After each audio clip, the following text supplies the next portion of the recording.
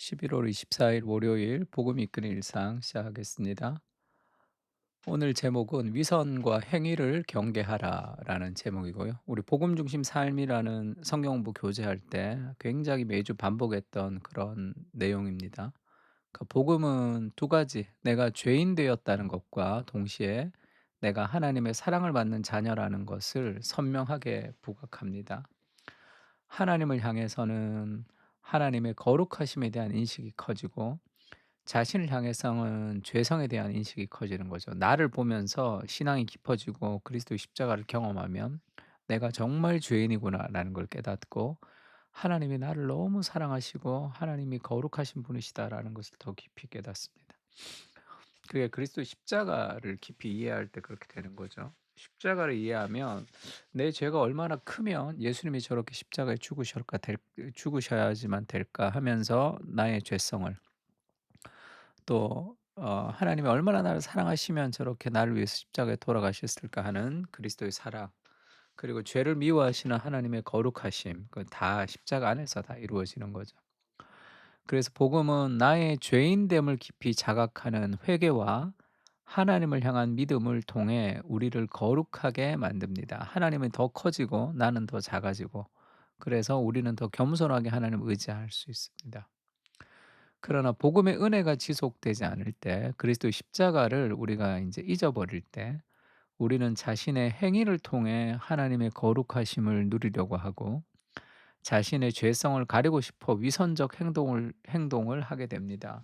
그러니까 나의 죄인됨을 깊이 느끼면 위선하지 않을 수 있잖아요. 근데 내가 덜 죄인이야. 근데 나는 정말 죄인인데 덜 죄인인 것처럼 느껴지니까 그 갭을 위선적인 행동으로 메우는 거죠. 또 하나님의 거룩하심을 깊이 이해하면 내가 하나님을 의지할 텐데, 그걸 적당히 이해하면 그 하나님의 거룩하심이 가지 못하는 그 길까지는 나의 행위로 가려고 하죠. 그러면 신앙이 이렇게 무너집니다, 여러 가지로. 바리새인들은 자신들의 행위로 거룩한 사람이 되고자 노력했죠. 뜻대로 안 되니까 분노합니다. 결국 자신의 죄를 보지 못하는 위선적인 사람이 되죠. 행위를 통해서 뭔가를 하려고 하니까. 그러니까 복음의 은혜가 지속되지 못하면 단순히 제자리에 머물러 있는 것이 아니라 행위로 인정받으려 하고 위선적인 행동을 하는 것으로 변질됩니다. 지속성을 잃어버린 복음이 위선이라는 이름의 죄로 이어지게 됩니다. 복음 안에서 나의 죄인됨과 하나님의 거룩하심을 지속해서 묵상하십시오. 복음으로 시작했지만 위선으로 끝나는 삶을 경계해야 합니다.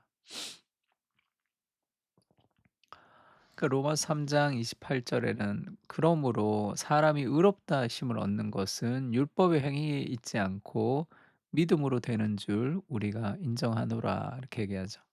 그러니까 하나님의 사람이 의로움은 율법의 행위가 아니라 믿음으로 되는 것이다, 그렇게 얘기합니다. 그러니까 율법의 행위를 의지하지 말라. 그래서 우리가 지금까지 했던 얘기는 이 그림으로 우리가 설명할 수 있죠. 그러니까 복음의 확장선, 이렇게 인제 번역이 됐는데, 그래서 십자가의 영향력이 날마다 커지지 않고 회심때 그대로를 유지하고 있다면 우리는 복음을 축소하는 것이다, 뭐 이런 문구도 있네요. 그러니까 시간이 지나면서 회심을 합니다. 회심이라는 것은 하나님을 깊이 만나는 경험이죠. 그러면 두 가지가 자라는데, 말씀을 읽고 예배를 드리고 기도를 하고 하면서 하나님이 나를 얼마나 사랑하시는지에 대한 그 깊이, 그리고 하나님이 위대하신 분이신 하나님의 아름다움에 압도되어서 그 하나님의 거룩하심에 대한 인식이 자라가는 거죠. 하나님의 성품에 대한 그런 사랑이 더 커지는 겁니다. 그리고 내가 얼마나 연약한 존재인지에 대한 자신의 죄성이 점점점 커지는 거예요. 그래서 하나님을 더욱 의지하며 십자가의 은혜가 더 커집니다. 이런 죄인인 나를 사랑하시는 그리스도의 은혜가 있으니까. 이게 점점점 커져서 '나는 죄인 중에 괴순이라.' 이렇게 고백하지만 '나는 그리스도 안에서 모든 것을 할 수 있다.' 그렇게 고백하는, 이게 확장된 십자가예요. 근데 인제 우리가 시간을 거치면서 회심의 이 사건을 겪지만 이 십자가의 은혜가 점점 커지지가 않아요. 그러면 하나님의 거룩하심에 대한 인식이 줄어드니까 여기 인간의 행위를 통해서 내가 뭘 해서 그 하나님이 하지 못하는 행동을 내가 하려고 합니다. 그러면 결국 건강하지 못한 삶의 열매를 맺을 수밖에 없죠. 그리고 나의 죄성도 마찬가지입니다. 내가 정말 죄인 되었다는 것에 대한 깊은 인식이 자라지 못하면 '내가 좀 괜찮은 사람이다.' 이렇게 생각하니까 네 위선이 가리는 거죠. 행위와 위선을 통해서 지금 그 잘못된 십자가가 인제 자라지 못하면 행동을 통해서 또 위선을 통해서 우리의 죄악이 막 드러나게 됩니다. 요한복음에 보면 여자가 해산의 때가 되면 그때가 이르렀으므로 근심하지만 아기를 낳으면 세상에 사람이 태어난 기쁨으로 말미암아 그 고통을 다시 기억하지 않는다 이런 표현이 있죠. 그러니깐 여자가 해산할 때 너무 힘들지만 아이가 태어난 더 큰 기쁨이 그 해산의 고통을 넘어서는 존재가 되는 거잖아요. 그만큼 우리가 하나님의 예수 그리스도에게 기쁨이 되는 존재다라고 얘기합니다.